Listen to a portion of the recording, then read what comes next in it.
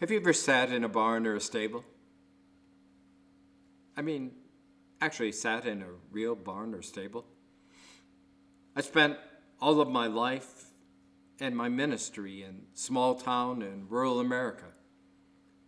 And over the years, I've had the opportunity to spend many an hour in a barn or a stable at all walks of life.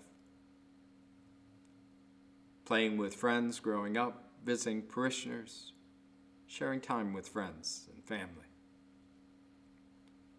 I've worked in barns. They're an interesting place.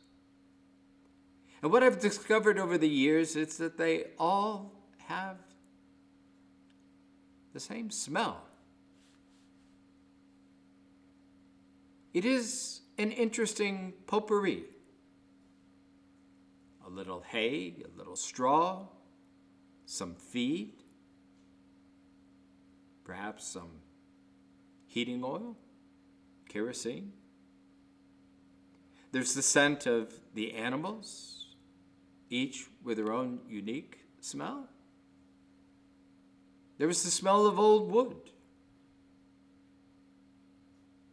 And then there is that holy incense, that odoriferous perfume that we call manure. It is an interesting smell, to say the least. It is a smell that for some is a smell of comfort. For others, it repels. But whatever you make of it, it speaks of pungent earthiness. It is to a stable that we come this night to greet the newborn King. On the one hand, it's a strange place to come to find a king, and yet in this case, it is precisely the right place to greet this King. For what is more appropriate for the God who takes on human flesh, for that one's first breath to be the smell of the earth? For that is where God promises to be with us in the stuff of the earth, in the stuff of our daily life, in the basics, where we live and work and play and have our being. That's where this God shows up. We come looking tonight for the spectacular and are greeted by the ordinary.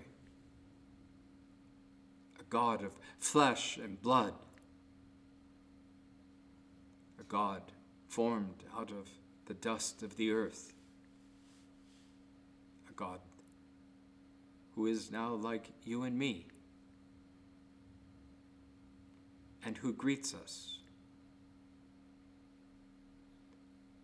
who comes again and again while we're changing diapers or while we're trying to raise children or struggling with aging parents, where we're just trying to hold it all together to get through the day.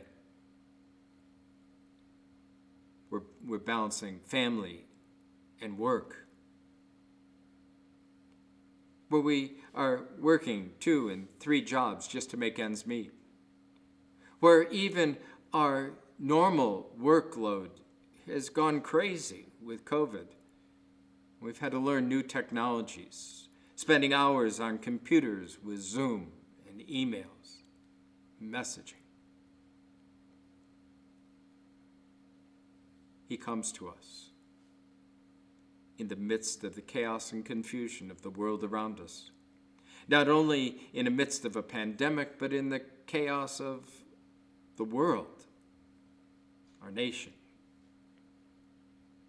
our communities, our churches, our families, all of it turned upside down. But God is there. God is there walking the floors of the hospitals, in overflowing ERs and ICUs. He is with us in vaccines and boosters and masks and social distancing. He comes to us in the midst of our illnesses. He stands beside us as we mourn the loss of loved ones, or the loss of relationships that have gone sour. He is with us in the marriage bed. He sits with us in the lonely evenings.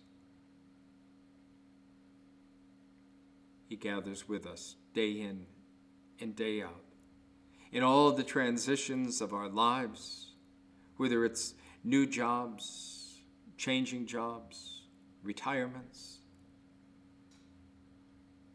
changing homes, communities.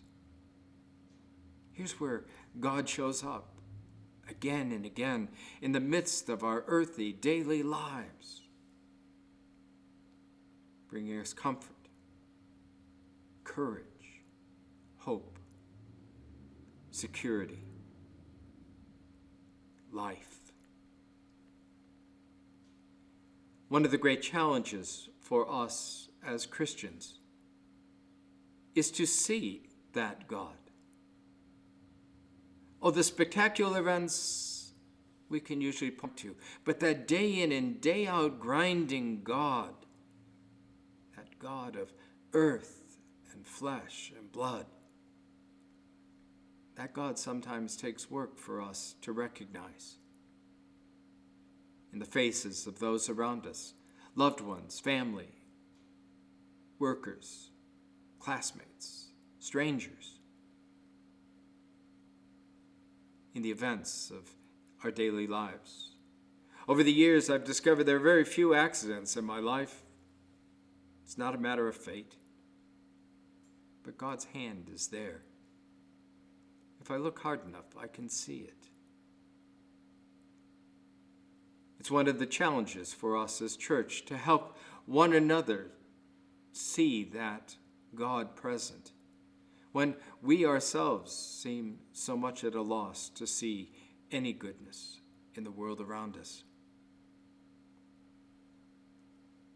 One of the questions that I am getting a lot, and it may be enhanced because of COVID, I don't know, but it's a pressing question, and I must confess, it's a question that I have wrestled with over the years myself. What's it all about?